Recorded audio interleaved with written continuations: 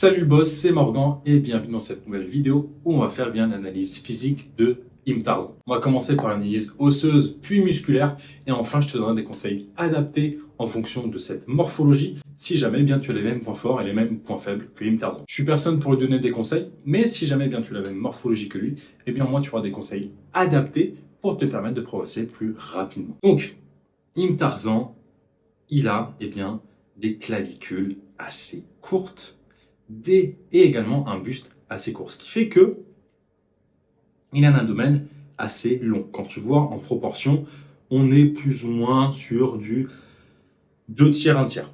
70, 30 même.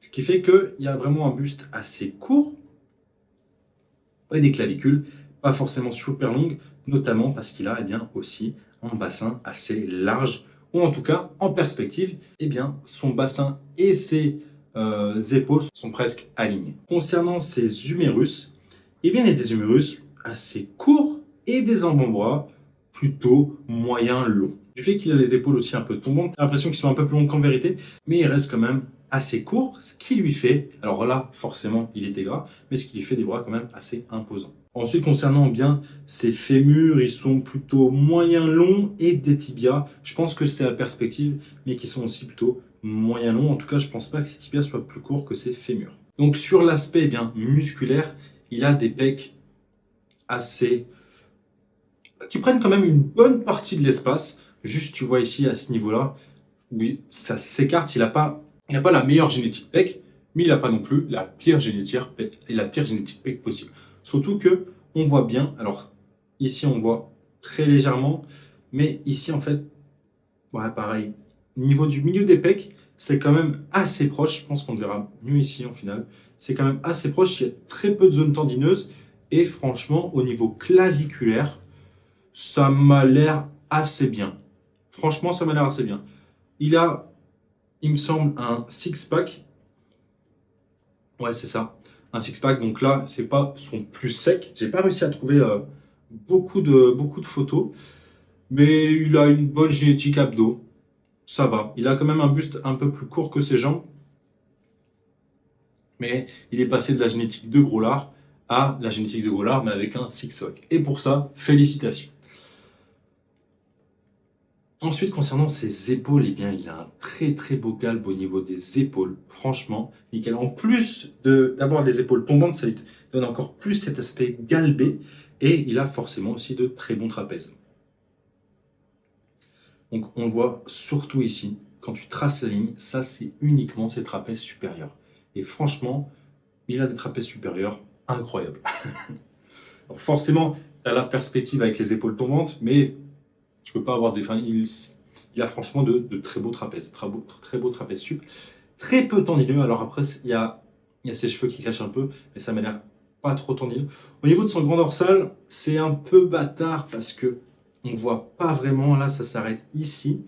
Du coup, tu peux dire qu'ils sont assez courts, mais quand tu regardes là, ils descendent un peu plus bas que le jog en réalité. Donc, je pense que il y a ça d'espace. Je pense qu'ici c'est son bassin. Donc c'est pas son point fort, pour sûr, mais j'ai pas l'impression que ce soit un point faible non plus. Donc ça lui fait un dos quand même assez harmonieux, sachant qu'en plus il est court, enfin il a des clavicules courtes, ce qui fait qu'il remplit facilement en fait l'espace. T'imagines que s'il a des clavicules énormes, des épaules qui s'arrêtent ici, tu dois remplir beaucoup plus d'espace pour paraître plus large le dos. Donc c'est aussi l'avantage avec les clavicules courtes, c'est que tu parais large facilement. En tout cas que tu parais rempli plus facilement. Ensuite, concernant ses hanches, on en a parlé tout à l'heure, assez moyennes, larges, ça dépend. Et fémur, au niveau des quadriceps, ça m'a l'air pas mal. En vrai, pareil, mollet, ça m'a l'air de descendre un peu bas. Donc ça va. Fessier ischio, du coup, je peux pas voir. Je vais partir du principe que du fait qu'il ait les hanches moyennes plus, moyennes larges, je partirais plutôt sur un point faible. Parce que du coup, quand tu as un bassin large, tu as plus de facilité à ressentir et à activer tes quadriceps, ta chaîne antérieure, plutôt que ta chaîne postérieure. C'est pour ça que si tu as un pote qui a un bassin plutôt large, il aura très peu de fessiers. Et au contraire, si tu as un autre pote qui a un bassin plutôt étroit, plutôt fin, il aura un beau galbe au niveau du fessier. Là, tu peux voir, ça m'a pas l'air super bombé, contrairement à d'autres. Donc voilà. Après, les cuisses, c'est assez compliqué à noter, parce que du fait de la perspective, ça peut changer pas mal de choses. Et c'est surtout que, eh bien, on est énormément habitué quand tu regardes sur les réseaux. Et en tout cas, personnellement, sur mes réseaux, ce que je vois beaucoup, c'est aussi des bodybuilders. Et du coup, ça change un peu ta perspective. Et du coup, quand tu regardes quelqu'un de normal, de nati, parce qu'il est 100% nati, il n'y a même pas besoin de se poser la question, il a un beau physique, mais il reste nati, eh ben, tu as l'impression qu'elles sont toutes fines.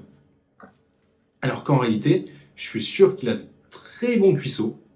C'est pas les plus gros en étant nati. Après, il n'a pas non plus le physique le plus énorme possible, il a un beau physique. Mais voilà. Ensuite, concernant bien ses bras, biceps, triceps, c'est assez compliqué à noter. Je vais partir du principe que comme il a des bras énormes en position de repos, je partirais plutôt sur eh bien, un biceps plutôt long, parce que quand tu as un biceps plutôt long, en fait, ça remplit plus, ça rend plus épais en position de repos. Par contre, en double biceps, tu n'auras pas ce pic du biceps, hormis si tu as un très bon brachial qui pousse ton biceps vers le haut. Mais sinon, eh bien, tu as peu de chances d'avoir un gros pic du biceps. Ensuite, concernant ses triceps, il a le chef-long assez long. Tu vois qu'il y a très peu d'espace entre ça et le coude.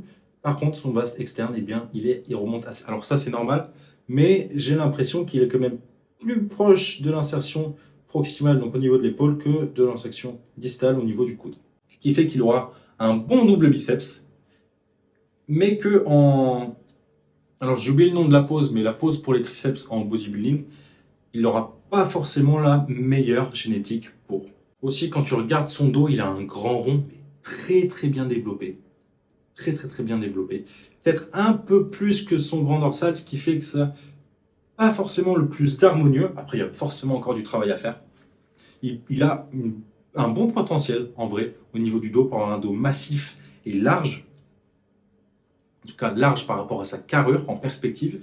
Et ouais, s'il arrive à mieux retranscrire, à mieux travailler son grand dorsal, ça peut franchement faire un dos incroyable. Ok, donc petit bug au niveau de la capture.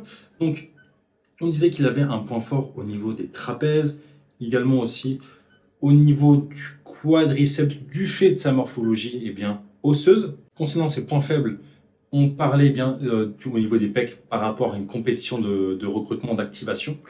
Sinon, peut-être ischio-fessier. Et sinon, je pense pas qu'il y en ait énormément d'autres. En réalité, il a quand même une bonne génétique. Juste, pour la plupart, une bonne génétique, c'est être large d'épaule. Il n'est pas large d'épaule, pour sûr, mais il a quand même une très bonne génétique. Et il a un point fort au niveau des épaules qui compense cet aspect un peu plus cintré, un peu plus épais. Et donc, en travaillant bien ses épaules, il pourra paraître de plus en plus large. Et donc, en travaillant bien ses épaules, il pourra paraître super large. Donc, ce que je te conseillerais, si tu avais la même génétique que Im Tarzan, serait de venir charbonner ischio-fessier, 16 à 20 séries par semaine. Donc, RDL, leg curl, hip thrust, etc., etc. Pour vraiment créer une harmonie au niveau des membres inférieurs, pardon. Ensuite, serait venir travailler spécifiquement ton haut de pec, surtout, parce qu'il y a forcément cette différence cette compétition dans l'activation, ce qui fait que les épaules prendront plus que tes pecs. Donc, venir les travailler de façon isolée sera intéressant. Ensuite, venir renforcer le grand dorsal, comme on a vu tout à l'heure. Il y a une compétition entre grand rond et grand dorsal pour l'instant au détriment du grand dorsal. Donc, venir le travailler spécifiquement te permettra de rattraper ce possible retard. Et à noter que lorsque tu fais une séance, tu vas vouloir venir travailler dès le début, en premier, ton groupe musculaire en retard, parce que tu seras le plus frais, tu auras le plus de concentration, etc. Et que si tu le fais à la fin de ta séance, après avoir fait tous tes autres muscles, notamment tes points forts en premier, la différence va ne faire qu'augmenter au fur et à mesure et tu rattraperas jamais vraiment ce retard. Donc, commence toujours tes séances par ton groupe musculaire en retard. Et donc, concernant la programmation que je te donnerai, si tu avais le même physique que lui, ce serait le lundi commencer par une séance push avec un focus sur les pecs, notamment le haut de pec avec un exercice d'isolation dès le début. Dès le début, tu commences par un exercice d'isolation pour tes pecs. Peut-être de l'écarter à la poulie basse. Tu peux te tourner en fonction pour changer la courbe de résistance de l'exercice, pas de l'élastique. Voilà. Sinon, exercice d'isolation en premier pour tes pecs. Ensuite, le mardi, une séance pull avec un focus sur ton grand dorsal. Directement, pareil, un exercice où, plutôt en unilatéral pour mieux le ressentir, où tu pourras effectuer une inclinaison sur le côté lorsque tu travailles pour accentuer encore plus la contraction. Ensuite, le mercredi, une séance spécifique ischio-fessier. Le jeudi, jour de repos. Puis le vendredi, de nouveau, tu vas revenir travailler tes pecs et ton grand dorsal. Et enfin, le samedi, tu finis avec une séance jambes globale où tu travailles 50-50, chaîne hand, chaîne poste. Et le dimanche, jour de repos. Donc, ça serait la programmation que je te donnerais, si tu avais le même physique que lui. Après, en fonction des exercices, tu fais un peu comme tu veux, les exercices que tu préfères faire, permettent quand même de solliciter efficacement les muscles que tu dois rattraper. Si jamais tu n'as pas de programme spécifique, tu peux retrouver mes 3 programmes offerts, le lien dans la bio, pour te permettre d'avoir une base sur laquelle travailler et potentiellement la changer, la modifier en fonction de ta morphologie avec les conseils que je viens de te donner. Donc voilà tout pour cette vidéo, en espérant que tu auras aimé celle-ci. Si jamais tu l'as aimé, tu peux liker et t'abonner, ça me fera énormément plaisir. Et nous, on se retrouve dans la prochaine. Bisous.